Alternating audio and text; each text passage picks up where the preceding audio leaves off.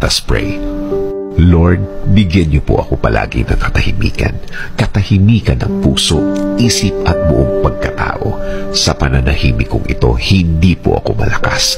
Inaamin ko po sa inyo, Panginoon. Ako po ay naghihina at alam ko po na kayo ang dapat kong kapitan. Alam kong kayo ang dapat kong paniwalaan na ang lahat ay magiging okay, ang lahat ay magiging maayos, ang lahat ay magiging tahimik. Kakapit pa rin ako sa inyong magandang plano. Kakapit pa rin ako sa inyong magandang bukas na pangako. Alam kong ang lahat ng oras na may problema ay mabilis na lilipas, mabilis na mawawala. Alam ko din, Lord, na hindi ibig sabihin na wala akong nakikitang nangyayari ay walang nangyayari.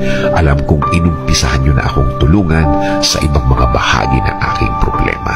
Alam kong magiging okay, Lord. Alam kong bubuti ang lahat. Alam kong makukuha ko ang plano niyo sa akin. I-guide niyo po ako at ituro mo sa akin, Lord, ang tama at tahimik na paraan. In Jesus' name we pray. Amen.